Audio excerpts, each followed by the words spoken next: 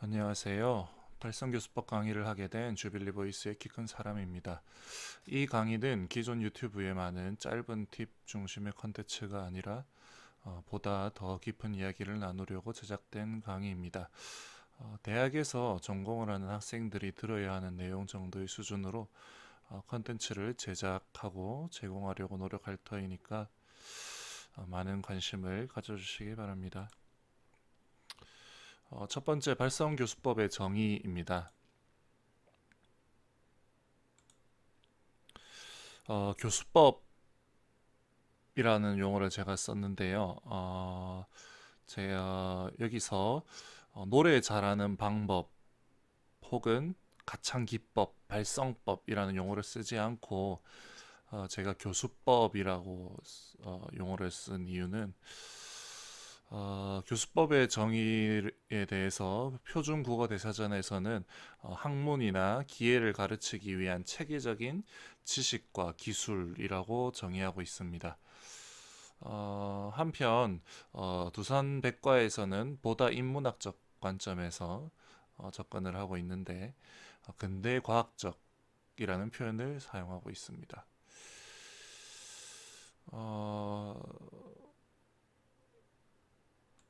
아무튼 뭐 정리해 보면 여기서 그 정의 중에 두 번째 정의 같은 경우에는 좀 중요한 개념으로 이제 계몽 시대 이후에 체계화되고 확립된 교육학적인 인문학적인 개념을 포함하는 내용입니다. 어찌됐든 이 교수법이라는 거는 교사를 위한 학문이라는 뜻입니다.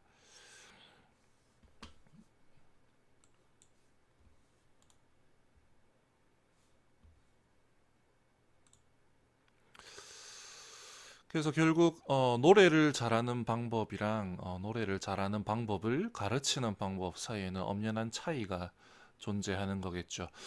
이 차이를 인지하지 못한다면 결국에는 많은 학생들이 희생될 수밖에 없습니다.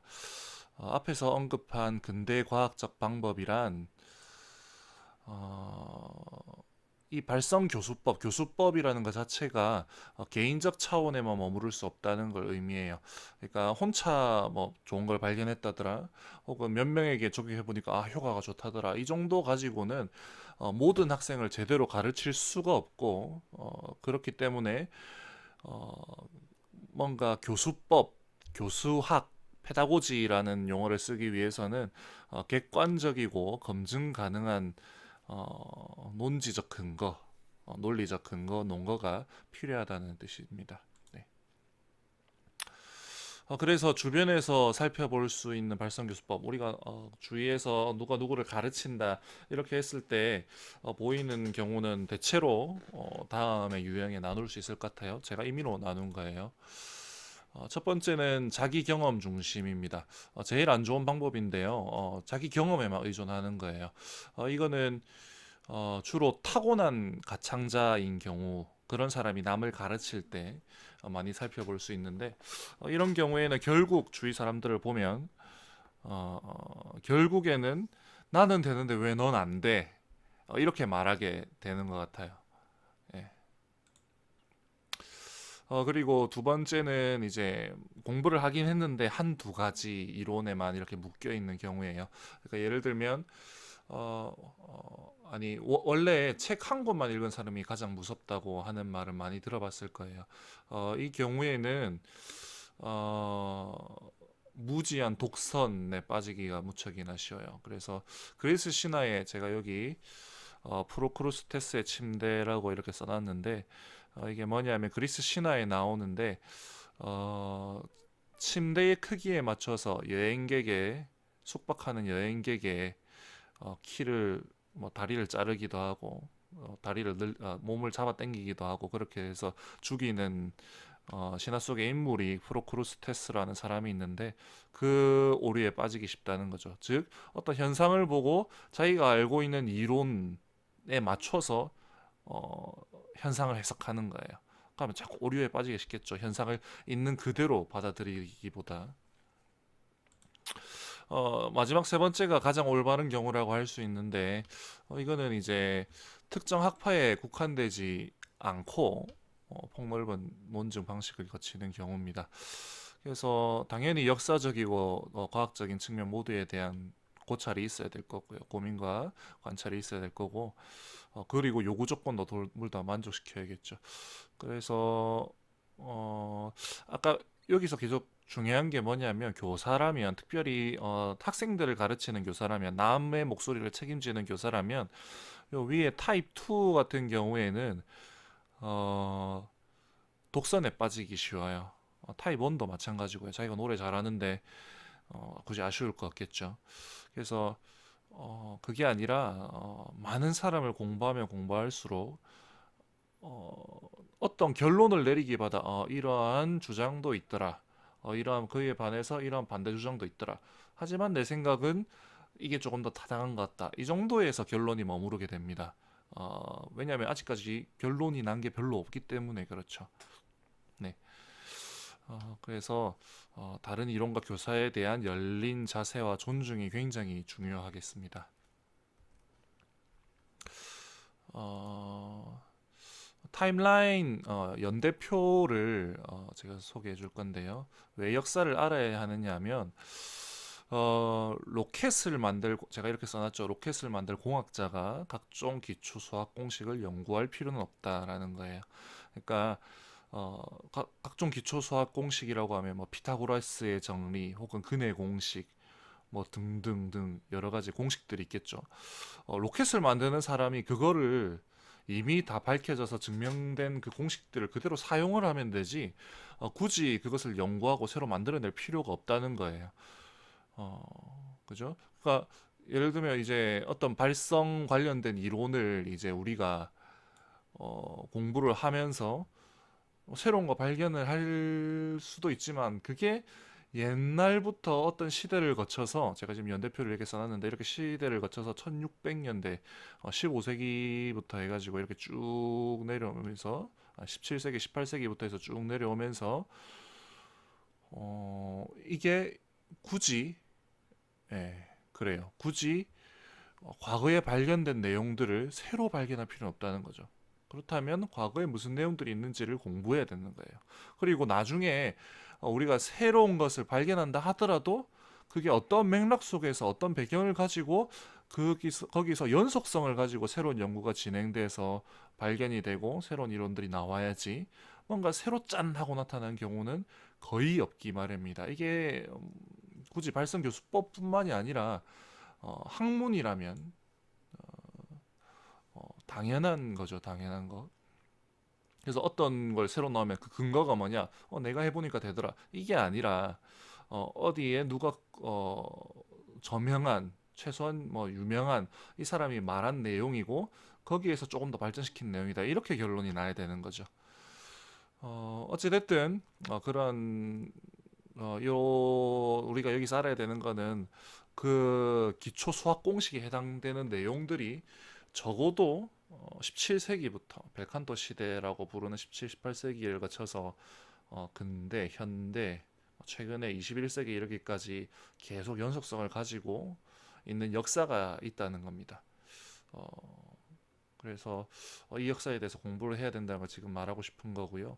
이 역사에 대한 거는 중요한 사람 같은 경우 제가 표시를 좀 해놨는데, 벨카톤 시대의 두 명의 교사, 그리고 19세기에 가창의 양식이 바뀌어요. 남자 같은 경우에 굉장히 힘찬 고음을 내게 되는데요. 이때부터 오페라도 베리즈마 오페라로 보다 신화나 이런 내용을 다루는 게 아니라 보다 현실적인 내용을 다루면서 그렇게 구성이 바뀌는데, 그 오페라의 변화에 맞춰서 목소리의 가창 기법도 바뀌게 되고, 그러면서 그리고 이때 굉장히 많은 근대 과학들이 발달을 하게 되죠. 그 근대 과학들이 발성법이라 이렇게 융합이 되면서 많은 일들이 일어나게 되는데, 이때 가창 교수법이 폭발적으로 많은 이론들이 등장하는 계기가 됩니다. 하지만 그 중에서도 가장 중요한 마뉴엘 가르시아 2세, 그리고 람페르티 부자, 그러니까 아버지와 아들이라 부리는 프란체스코 람페르티, 지오반니 람페르티를 표시해 놨고요. 그다음에 20세기 들어서는 이런 사람들이 있고, 여기서 제일 유명한 사람은 아마도 리차드 밀러예요. 발성 교수법의 대부라고 부를 수 있는 이 사람이지 싶고요. 그 외에도 국내의 벨칸토 발성법으로 소개가 된 코넬리우스 리드도 있고, 여기 조엘 스틸하고 세스릭스 같은 경우에는 조엘 스틸은 이 실용 이 두 분은 이제 실용 음악에 있어서 중요한 분들인데, 조엘 스틸 같은 경우는 뮤지컬 쪽에서 특별히 벨팅과 관련된, 벨팅이라는 건 이제 여자 가수들이 그냥 이런 팔세토가 아니라 이런 뭐 진성 이런 흉성 중심의 목소리로 노래 부르는 가창 스타일을 벨팅이라는데, 거기에 대한 많은 연구와 그 이전에는 그냥 터부시만 되었거든요. 이단시 뭐 이렇게 되었는데, 거기에 대한 과학적 근거들 그리고 교육 방법들에 대해 그런 방식을 확립한 사람들이고요. 확립한 사람이고요. 조에 스틸은 여자예요. 그리고 세스릭스 같은 경우는 국내에 워낙 많이 소개가 됐지만, 굳이 여기서 설명하는 거는 이제 실용음악계에서 이 사람은 원래 이제 티토 스키파, 자기가 성악 전공이고요. 이 사람 성악을 배웠고 티토 스키파라는 유명한 이탈리아 테너한테 사사를 받기도 했고, 실제로 티토 스키파 훈련 방식이랑 굉장히 많이 비슷해요. 발음이라든지 그런 게. 그래서 이 사람도 엄연히 벨칸토의 양식의 후계자입니다. 후계자. 그냥 실용음악으로 막 마이클 잭슨, 뭐 루도 밴드로스 뭐 이런 사람들을 가르쳐서 유명해지긴 했지만, 그 방식은 이탈리아 가창의 그 뿌리를 두고 있어요. 그래서 어, 성악하는 사람들이 너무 뭐 이상한 거다 이렇게 판단할 필요도 없고, 그리고 실제로 이 사람들 제자들 중에 메트로폴리탄 오페라 하우스에서 활동하는 가수들도 많이 있고요. 어쨌든 그렇습니다. 그리고 요한 준트버그나 잉고 티처 같은 경우는 이제 음성 학자예요. 과학자 쪽에 더 가까운데, 교사라기보다 이 두 명은 음성 과학에 대해서 굉장히 독보적인 두 명 중에 한 명입니다. 준트버그는 스웨덴인이고요. 잉고 티처 같은 경우는 최근에 뭐 제일 두드러지는 음성 과학자가 아닐까, 가장 권위가 있고 그렇게 봅니다. 어찌됐든 뭐 이런 부분은 한 명씩 한 명씩은 기회가 닿으면 별도로 자세히 다루도록 하겠습니다. 그래서 발성교수법의 학문적 구성을 살펴보면, 어, 발성교수법이라는 학문은 기본적으로 음악이 있을 수 있겠죠. 왜냐하면 노래 부르니까 음악을 알아야겠죠. 그죠? 그다음에 역사, 아까 앞에서 말했던 그런 역사, 그다음에 해부 구조학, 우리 발성기관이 어떻게 생겼는지 기본적으로 알아야겠죠. 그죠?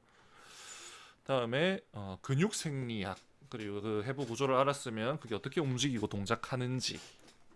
그다음에 노래는 음향이죠. 음향. 목소리는 음향이죠.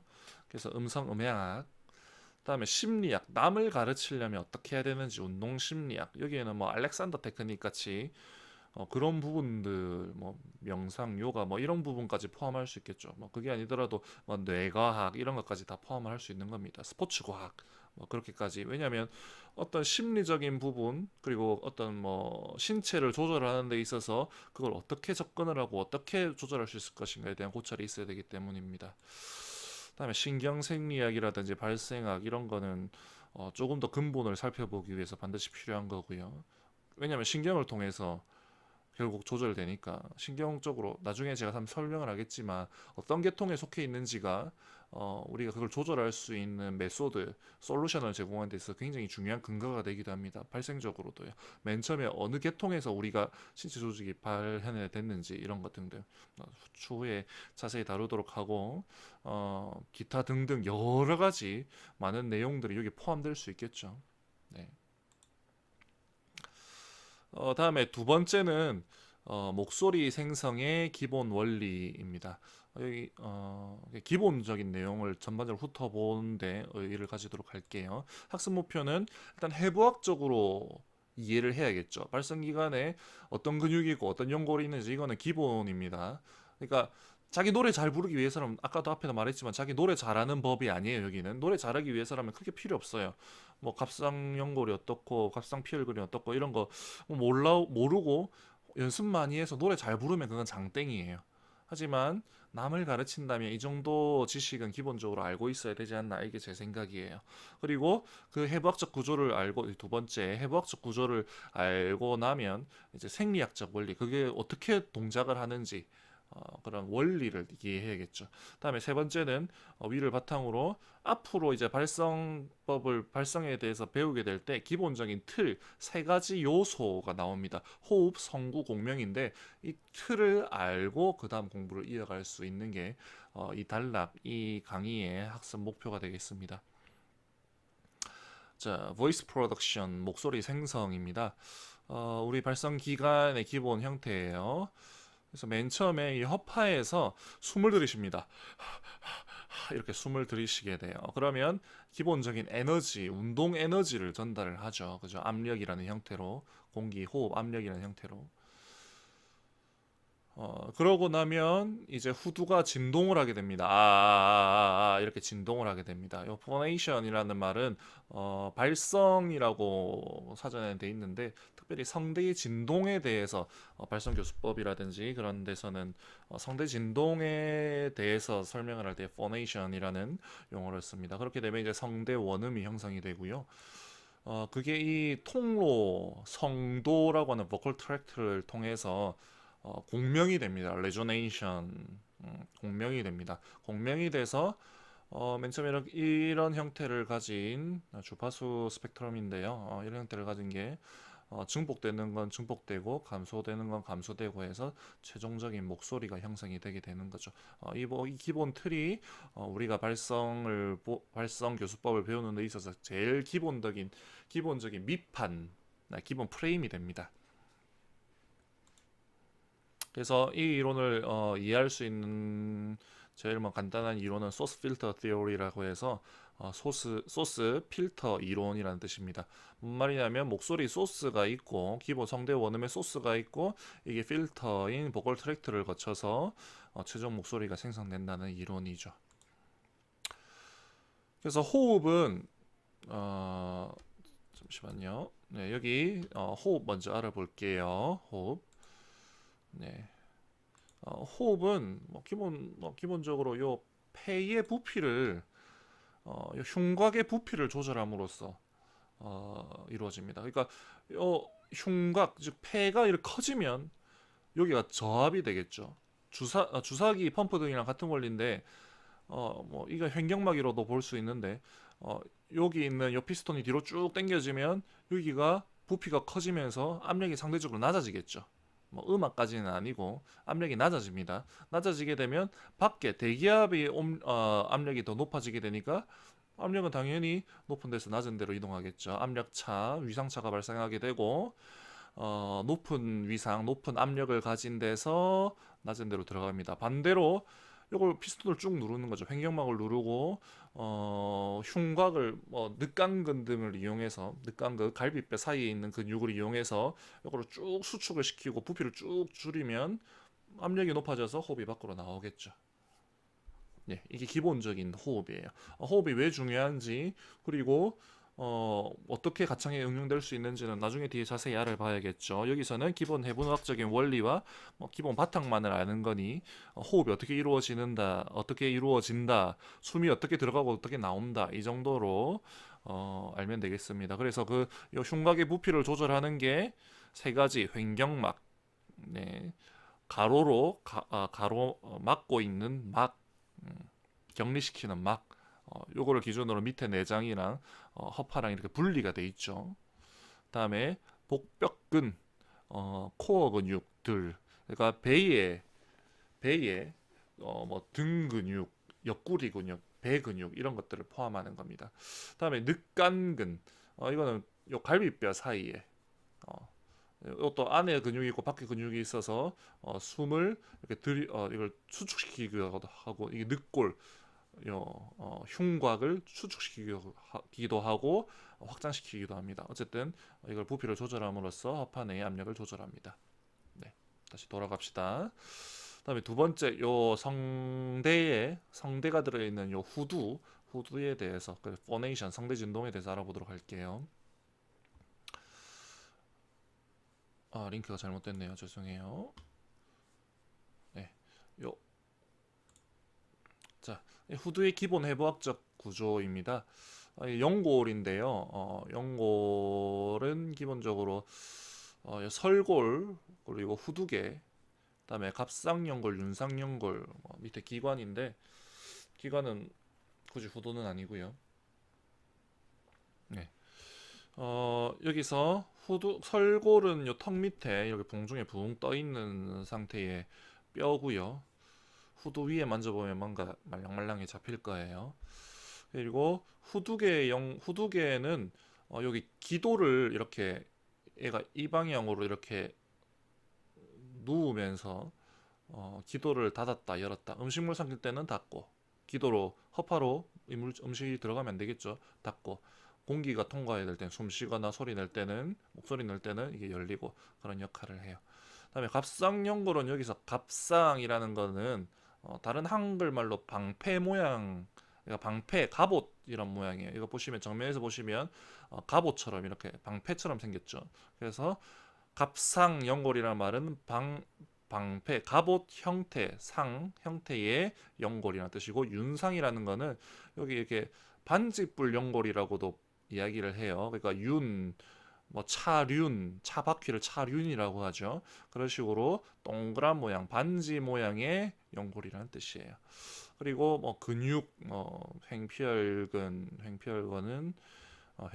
사피혈근, 오블리크, 트랜스버스, 후윤상, PCA, 포스테리어 크리코 아리테노이드 등등등, 성대근, 측근상, 피혈근 등등이 있는데 이 근육이 있는데 이거 다 그냥 단순히 외우는 게 아니라 명명하는 방식이 연결된 연골의 이름을 붙여요. 예를 들면 윤상연골과 이거부터 해볼까요? 갑상연골과 피혈연골 사이, 여기 피혈연골이 있고 여기 갑상연골이 있으면 요거 사이에 이렇게 연결된 거를 갑상연골과 피혈연골 사이에 있다 해서 갑상피혈근이라고 해요.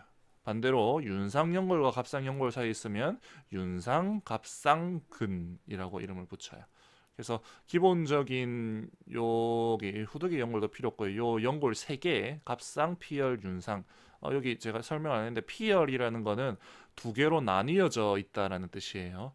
연골이 이렇게 두 개로 나뉘어져 있다는 뜻이고, 요 갑상, 피혈, 윤상, 연골을 기본적으로 이해하고, 그 다음에 요거 사이에 근육이 어떻게 걸쳐져 있냐, 어떻게 연결돼 있느냐를 알면 근육의 이름이 나오죠. 뭐 예외도 있긴 있어요. 성대근, 보컬리스 같은 경우는 예외긴 한데 이런 건 별도로 외우시면 되고요. 자, 여기서 목소리가 어떻게 생성되는지 봅시다. 일단 성문이 이렇게 닫힌 상태예요. 우리 그냥 숨 쉴 때는 열려 있지만 이게 이제 성대를 옆에서 잘라서 본 단면이거든요. 성대 사이에 문이란 뜻이에요. 이 성문이 기본에 닫혀 있어요. 근데 호흡을 이렇게 목을 막은 상태로 숨을 이렇게 내쉬며 이렇게 되겠죠. 그죠? 그러면서 여기 압력이 차요. 공기 압력이. 그러면서 요 근육이 닫고 요 성문이 닫혀 있는 것보다 압력이 세지면 성문이 확 열리겠죠. 그리고 요 호흡이 다 되면 다시 원상복귀가 되고요. 사실 요 원상복귀는 호흡이 다 됐다기보다 근탄력에 의해서 앞에서 근육의 탄력에 의해서, 근육이 이렇게 탁 튕기면 근육이 탄력이 있으니까 다시 다치겠죠. 그러면서 원상복귀가 되고 다시 압력이 차고, 그 다음부터는 4번부터는 2번으로 다시 돌아오고 2, 3, 4, 2, 3, 4, 2, 3, 4 이렇게 반복적으로 이렇게 계속 돌아가는 거예요. 그래서 이렇게 된 게 이제 공기가 결국 압력이 이렇게 타다가 처음에 세게 나왔을 때는 이렇게 밀하게 압력이 세지고 공기가 이렇게 압축이 돼서 나가고요. 컴프레스드 압축이 돼서 나가고요. 그에 반대로 이제 이게 다시 닫히면 갑자기 공기가 없어지면서 이렇게 희미해져요. 그래서 요 밀은 빡빡하다, 오밀조밀하다 할 때 요 밀이고요. 소는 희박하다, 성기다, 소라는 한자예요. 그래서 이걸 퍼프라고 해요. 퍼프라 해서 성대가 공기의 통로를 반복적으로 개폐, 열고 닫고 하면서 공기의 밀과 소가 형성이 돼요. 그러니까 이렇게 반복적으로 되는 거죠. 예, 그게 주기적으로 되면 피치를 가지게 되고 파동이 생성되는 거예요. 그래서 음파, 목소리의 음의 파동이 생성이 되는 거죠. 그래서 이거는 이제 근탄력 공기 역학 이론, 이거는 셀프 서스테인드 보컬 폴드 오실레이션이라고 해가지고 뭐 영어라고 제가 이야기를 했는데 성대의 진동을 스스로 유지한다라는 거예요. 그러니까 성대가 굉장히 빨리 움직이죠. 제일 목소리 튜닝에 되는 A4, A440 같은 경우는 주파수가 440이에요. 그러니까 1초에 440번 닫혔다 열렸다를 반복한다는 뜻이에요. 별로 높지 않은 음이에요. 남자 같은 경우에는 도레미파솔라 라 이 음이에요. 이 음인데 그것만 하더라도 1초에 440번을 열리고 닫힌다는 거예요. 그 위로 올라가면 뭐 1000Hz 뭐 이렇게까지 넘어가니까 엄청 빨리 움직이는 거죠. 기본적으로 우리 심박도 계속 주기적으로 움직이잖아요. 심장도. 근데 뭐 1초에 뭐 빨리 뛰어봤자 100몇십 번. 뭐 보통 뭐 마라톤 선수 같은 경우는 60번 뭐 그 밑으로도 내려가니까 60Hz.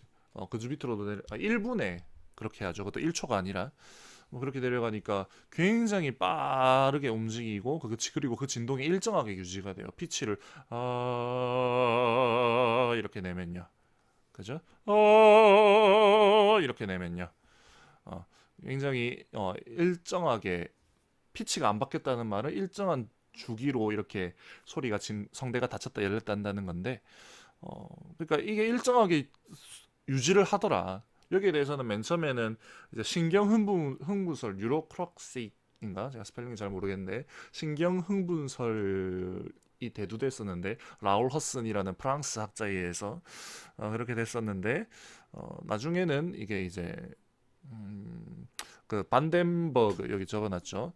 반덴버그에 의해서 베르누이 효과 여기 이제 지나갈 때 여기 압력이 이제 낮아져요. 비행기 뜰 때나 이런 데서 잘 나타나는데 베르누이 효과 그 날개 없는 선풍기도 다 베르누이 효과죠. 어찌됐든 그런 식으로 여기 저압이 형성돼서 음압이 형성돼서 성대가 다시 닫히려고 한다. 우리 비행기 타다가 구멍 나면 거기로 막 빨려 들어가죠. 거기 압력이 낮아져서 그런 것처럼 여기 압력이 낮아지니까 성대 근육이 막 딸려와서 다시 닫히려고 한다. 그리고 기본적으로 근탄력 그것도 원상복귀를 하려고 한다. 이게 반복적으로 나타나면서 계속 일정한 진동을 유지할 수 있는 것이다. 라는 걸 가지고 있어요. 그래서 반덴버그가 맨 처음에 제시를 했고요. 그리고 유명한 이제 교사인 윌리엄 버나드가 자기의 책에서 굉장히 이거를 많이 뭐 썼죠. 그래서 근탄력 공기역학 이론 같은 경우는 이 두 명이 유명해요. 어쨌든 근데 최근에 이제 그걸 계산을 해보니까 근탄력 공기역학 이론 기존에 있던 베르누이 효과랑 근탄력 가지고 계산을 해보니까 요즘에는 계산하면 다 나오죠. 과학이. 계산을 해보니까 이게 문제가 있는 거예요. 뭐냐면 그거 가지고는 성대 진동이 유지될 만한 힘이 충분히 안 나오더라. 그래서 이제 이 잉고티체라는 아까 앞에서 이야기했죠. 유명한 잉고티체가 어쿠스틱 임피던스라는 개념을 도입을 해요. 어쿠스틱 임피던스 이게 뭐 결국은 압력에 대한 건데 압력을 조금 복잡하게 상황에 따라서 타임라인에 놓고 조금 2차원적으로 이렇게 푼 거예요. 기존에는 편면적으로 어떤 상황을 딱 가정해 놓고만 이렇게 했는데 어쿠스틱 임피던스는 하여튼 나중에 한번 음성음역 하면서 제가 다룰게요. 개념을 도입해서 이 성대 진동을 일정하게 유지할 수 있는 게 어쿠스틱 임피던스의 힘이더라.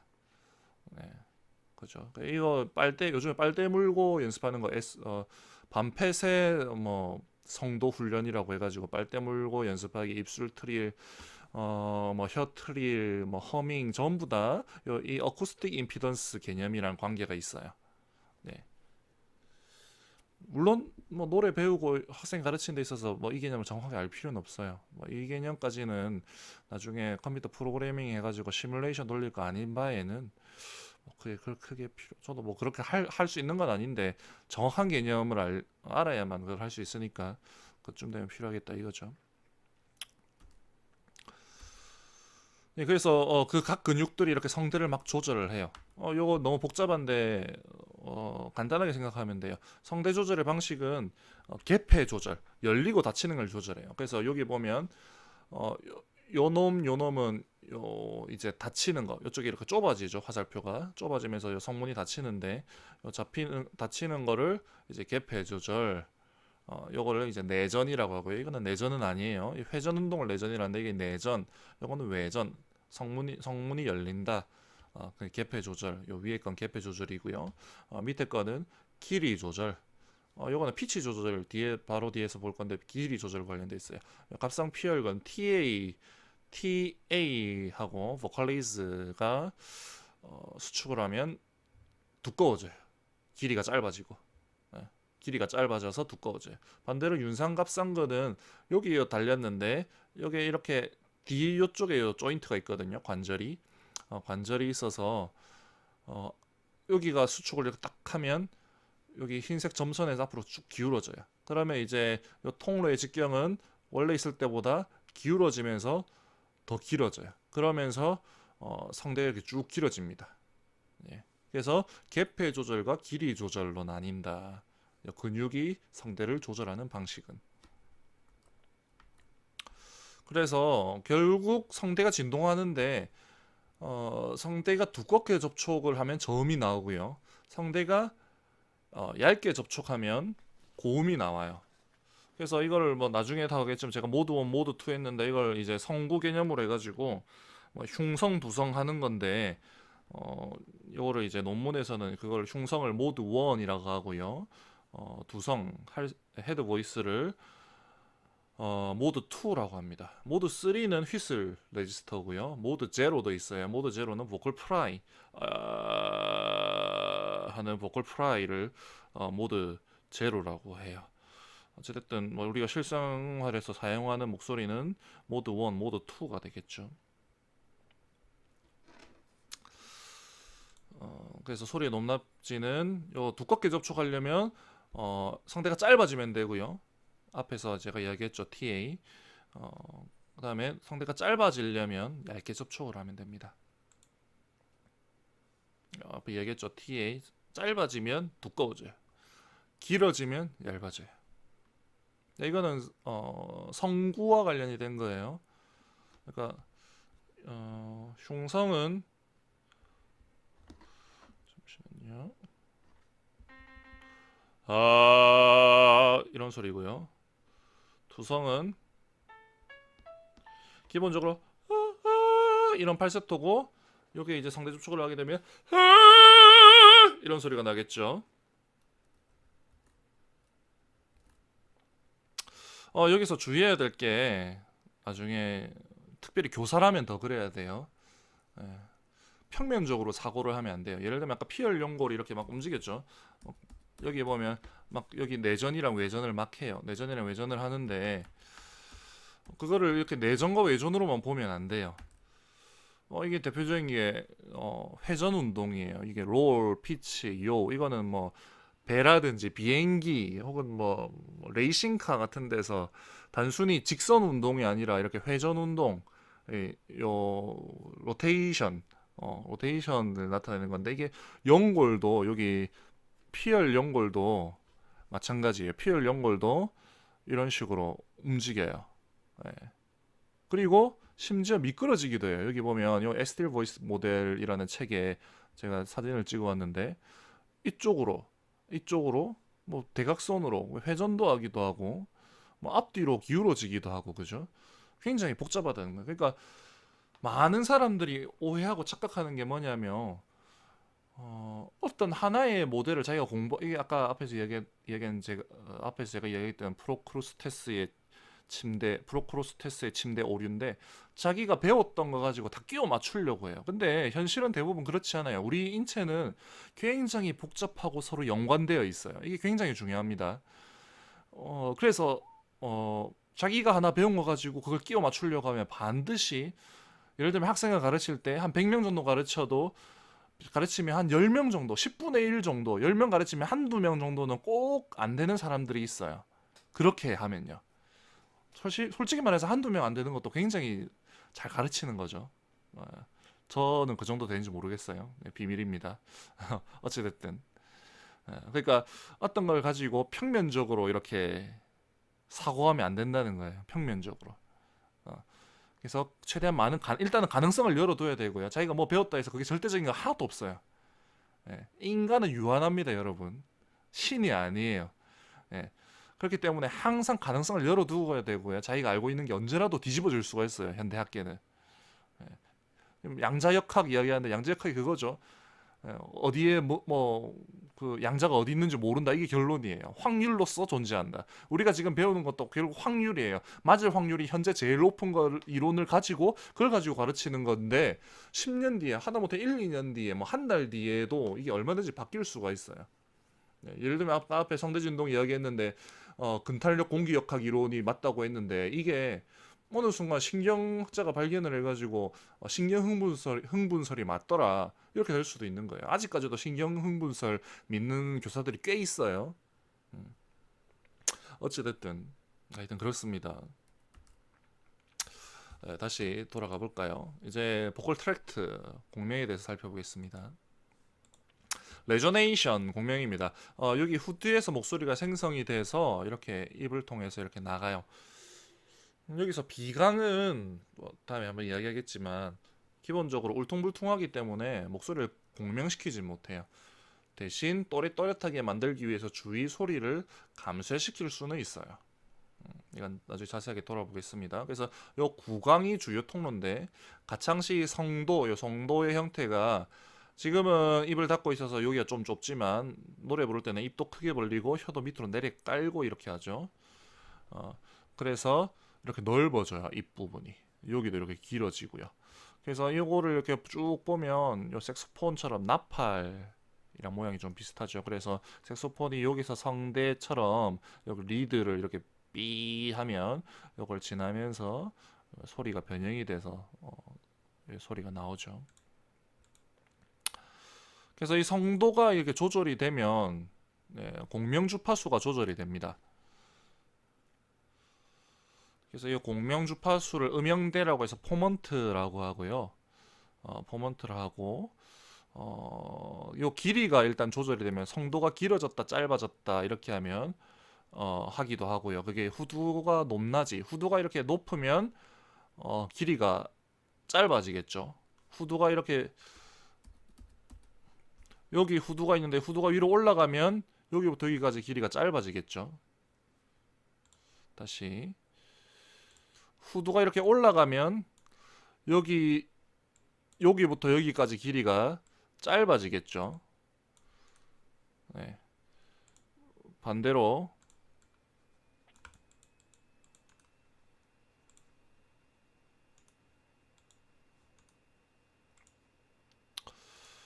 이게 내려가면 여기가 길어지겠죠. 그죠? 펜 안 하는 게 시간을 아끼겠네요. 그래서 네. 그래요.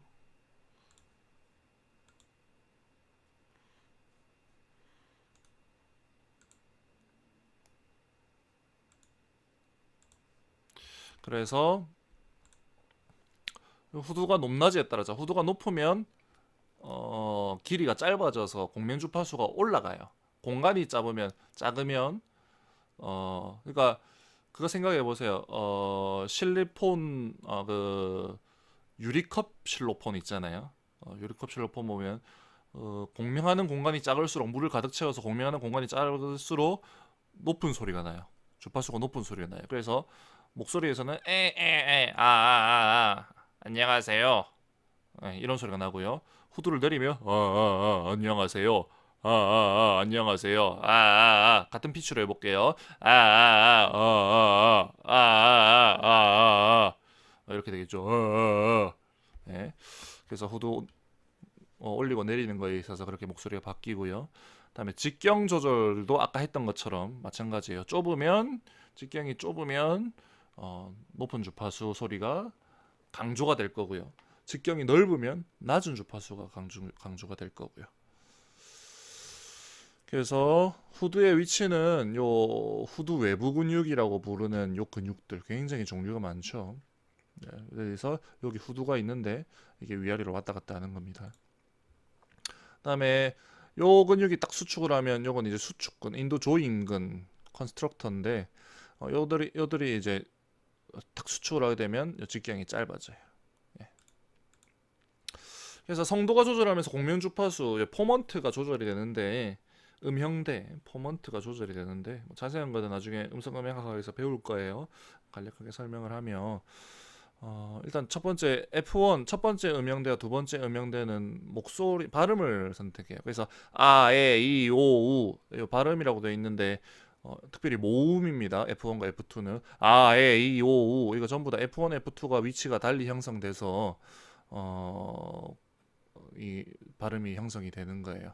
그리고 음색 조절, 음색 조절인데 음색 조절은 이제 F3 세 번째 포먼트 이후나 그 하이에서 소리가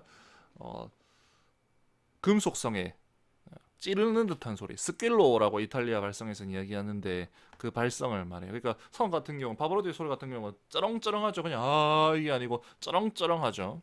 그 쩌렁쩌렁한 목소리를 형성하는 게 F3입니다.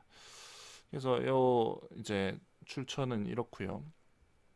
여기 보시면 아, 이, 우에 따라서 요 성도 모양이 이렇게 바뀌어요. 그리고 주파수가 부각되는 주파수가 이렇게 다 달라요. 여기 보면 줄 사이의 간격이 똑같은데 이거는 기본 주파수가 똑같다는 이야기예요. 그러니까 같은 피치에서 이야기하는데 여기 증폭되는 소리가 다르다는 거예요. 같은 주파수에서 같은 높이에서 모음에 따라서 이렇게 소리 주파수 분석을 해보니 이렇게 바뀌고 그게 우리 귀에는 모음으로 인식이 되더라 이겁니다. 나중에 음성음향하면서 다 해볼게요. 대충 전반적인 개념부터 아웃라인부터 잡아갑시다.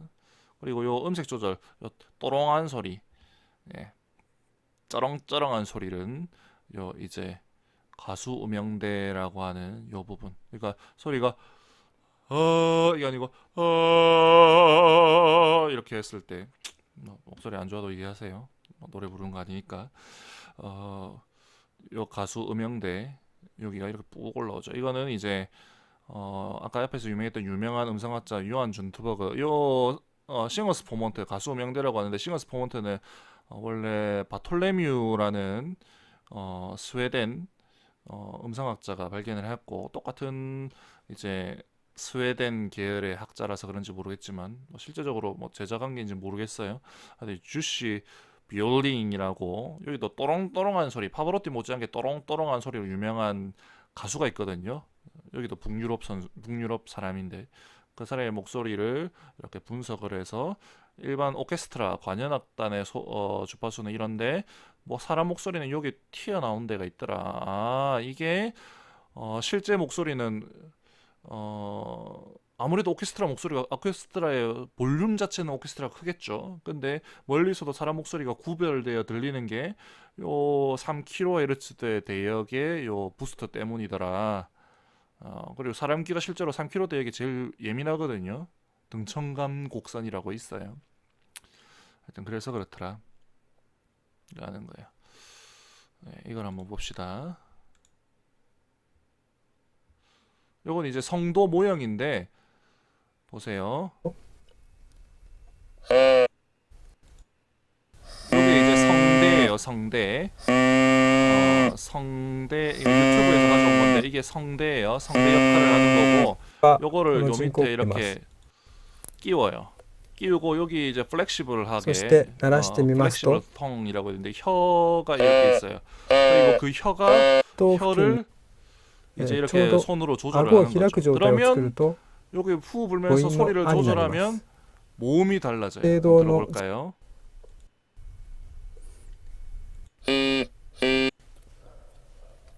네, 이라고 하죠. 혀 뒤를 이렇게 막죠.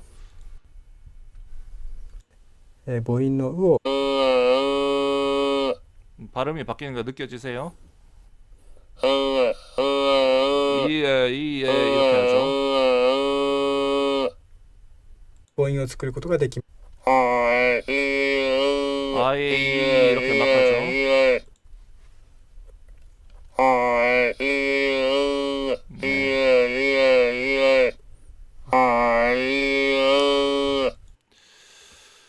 네, 재밌죠? 유튜브에 찾아본 내용들이 많아요. 한번 많이 찾아보세요. 이것도 유튜브인데. 그래서 발성의 세 가지 요소를 살펴보면 일단 첫 번째 호흡이 있고요. 공명이 있고요.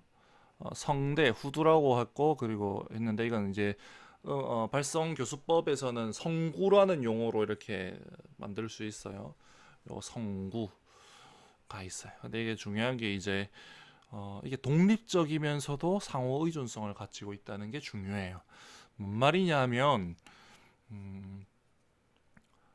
일단 독립성을 가지고 있다는 건 중요한 게 뭐냐면 어떤 문제가 있을 때 그게 독립적이기 때문에 원인을 정확하게 진단을 해야 문제 해결이 가능해요. 예. 뭔 말이냐면 피치가 안 올라가는 사람이 있어요. 고음 안 나온 사람이 있죠. 그 고음 안 나오는 거는 문제가 어디에 있냐면 성대에 있어요. 성대가 길어지지 못해서 그래요.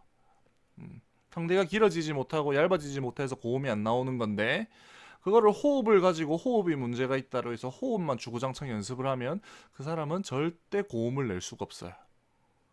그죠? 일단 어떻게든 성대가 길어지게 한번 만들어 보고 또 그리고 벌어지면 안 되니까 벌어지지 않으면서도 길어지게 한번 만들어서 그 감각을 중심으로 가창자의 발성기관 조절 능력을 재편해 나가야지 다시 편성해 나가야지 호흡 가지고 뭐 복식 호흡 백날 첫날 한다 뭐 늦강긋 호흡을 백날 첫날 한다 아포지오를 잘한다 이거 가지고는 고음이 안 나오던 사람이 고음이 나올 수가 없어요.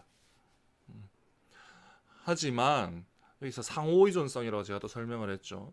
하지만 상호의존성이 있다는 거는 서로가 서로에게 영향을 준다는 이야기예요. 다시 말해서 호흡을 잘하면 도움이 더 멋지게 잘 쉽게 올라가요. 네. 호흡만 잘한다고 해서 고음이 나오는 건 아니지만 고음을 소리 낼 줄 아는 사람이 호흡이랑 공명을 잘하면 더 멋진 고음이 나오는 거죠. 호흡을 잘하면 공명이 잘 되고요. 공명이 잘 되면 성대의 자기 진동 유지라고 아까 제가 설명했는데 그게 편해져요. 예, 굳이 힘을 들이지 않아도 되죠. 그래서 요거를 이제 잘 이해하는 게 중요해요. 기본적으로 우리 이 세 가지 모델을 가지고 목소리를 잘 이해해야 되고요. 교사는 이거를 가지고 잘 들을 수 있어야 돼요. 그래서 원인이 무언지 잘못된 문제의 원인이 뭔지 정확히 짚어야 되고 거기에 맞는 솔루션을 제공해야 돼요. 그리고 보조적인 방법으로 상호 의존성에 근거해서 다른 도움을 줄 수도 있겠죠. 그리고 실제로 호흡을 하면 성도의 모양이 바뀌고 성도의 모양이 바뀌면 그 가운데 걸쳐진 게 성대이기 때문에 성대의 모양도 바뀌어요. 뭐 그건 부인할 수 없는 진리예요. 그리고 호흡 가지고 팔세토 뭐 흉성이랑 두성 조절도 어느 정도 가능하고요. 그런데 그 정확한 실체를 모르고 접근하면 언젠가 한 번은 비록 같은 학생에서 문제가 생기지 않을 수 있지만 어떤 학생에게는 반드시 문제에 봉착할 수밖에 없다라는 한계를 가지고 있어요. 네. 그 학생이 안 되면 뭐 되게 슬프죠, 그죠? 선생 입장에서는 학생이 여러 명 중에 한 명이지만 그 학생은 100%거든요. 네. 교사 입장에서는 확률이 뭐 5%고 뭐 10%고 이렇지만 학생 입장에서는 100%입니다. 0% 아니면 100%예요. 그렇기 때문에 교사는 조금 더 책임감을 가질 필요가 있겠죠. 강의 끝입니다. 네, 문의는 여기로 해주시고요. 앞으로는 뭐 성도, 호흡, 공명에 대해서 조금 더 자세히 살펴볼 거고요. 공명은 음성 음향학 반드시 들어가야 될 것 같고, 다음에 역사적인 부분도 꼭 들어가야 될 것 같아요. 언젠가 한 번은. 근데 일단은 역사적인 부분은 그렇게 당장 시급한 건 아니기 때문에 성구, 공명, 호흡 강의 끝내놓고 들어가도록 하겠습니다. 네, 다음 시간에 뵙도록 하겠습니다.